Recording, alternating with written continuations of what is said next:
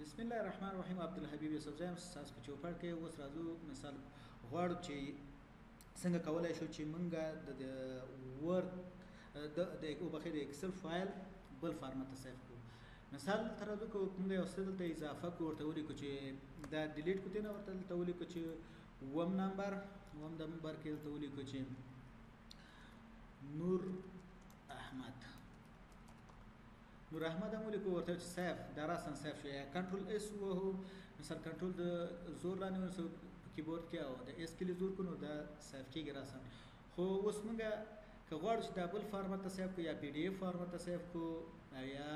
کوم بل فارمټ ته سیف کو نو په دې صورت کې مونږ ورته چې فایل سیو اس که سیف کې لیکو نو راسن مندغه سیف کېږي پته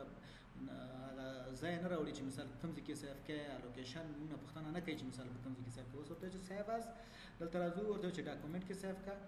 ډاکومنټ کې په کوم ځای کې سیف کا په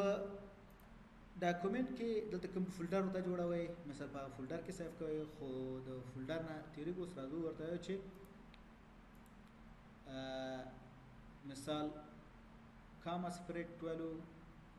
یا کې د پاره سیف کا چې مثال دا زیاتره ډاټا سیټونه یا د ډاټابیس فایلونه موږ په دې کې سیف کوو او یو بل ته لیږو هغه امپورټ کوي د سټاټا یا اس پی اس اس ته یا بل ډاټابیس سیستم ته اس کیو سرور اکسس یا دیتا. دلته اوس وګورئ تاسو مختلف فارمټونه دي په دې مختلف فارمټونو باندې تاسو سیف کولای شئ. کار څوک تاسو نو غواړئ مثال کولای شئ چې په دې مختلفو فارمټونو باندې سیف کړئ. دغه ایکس پی اس ډاکومنټ دا د مایکروسافټ په خپل یو ریډ انلی ډاکومنټ ریډ انلی شکل باندې سیف کیږي تنه لوستل کیږي یعنی لکه دلته چې موږ پی ډی اف په سیر باندې دا د مایکروسافټ خپل سیستم دی. اوس د پی ډی اف لپاره سیف کو ورته چې سیف مثلا دا پی ډی اف په شکل سره سیف کیږي. ګورئ دا هغه شی چلته و موږ دا سیف کړو چې په فارمټ کې د پی ډی اف یعنی زموږ ډاټا دلته راغله د پی ډی اف فارمټ کې ګور ګریډ لاینونه رانغه موږ دغه نه دا جوړ کړه ټیبل هم نه دا جوړ کړه چې ګریډ لاینونه خطونه دلته راشي. اوس غواړو چې یو نوی ورشیټ دلته را اضافه کو. څنګه کولای شو چې موږ نوی ورشیټ اضافه کو؟ دلته ورته چې نیو یا په کیبورډ کې د کنټرول کلید زور لاندې نیسو دا ورته چې نیو ګوره بل نوی ورشیټ راغی که ورته چې کلوز فایل دلته راځو ورته چې کلوز مثال بیرته هم کلوز کو. موږ کولای شو چې دا نیو د کنټرول کلید زور لاندې ونیسو د ان کلید زور کو نوی وربوک موږ ته راشي او کله چې کلوز کوو نو د کنټرول کلید زور لاندې ونیسو او د ډبلیو کلی زور کړو نو موږ ته دا وربوک کلوز کی. مثال په دې شکل او چې ته موږ غواړو چې ټمپلیټونه راوړو نمونه راوړو په هغه صورت کې چې یو نوې نمونه یا ټمپلیټ راوړو ورته چې فایل ورته نیو په دې شکل ګورم ته راځي چې مثال شي نمونه غواړي ټور غواړي چې دا ګوره دا مختلف نمونه دلته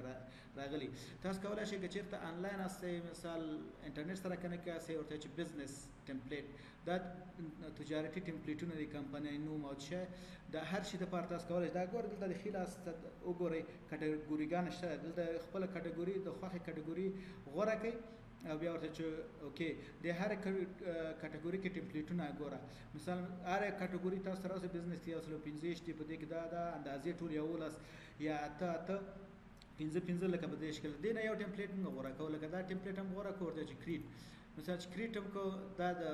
انټرنیټ نه را ډاونلوډ کړئ کله چې تاسو انټرنیټ سره کنیکټ کاسه ګوره دا ډاټا دلته رااله دا یو ټمپلیټ دی په دې کې تاسو انټری کوئ د کې فورمولې ځای په ځای شوی دي تاسو حاجت نشته چې مثال ګوره دلته فورمولې ځای په ځای دي تاسو حاجت نشته چې مثال تاسو فورمولې وکاروئ دا ګورئ دا یو فارمټ شوی تیار جوړ شوی ټمپلیټ دی. نو دا د چې په واسطه کې د فایل نیو په واسطه د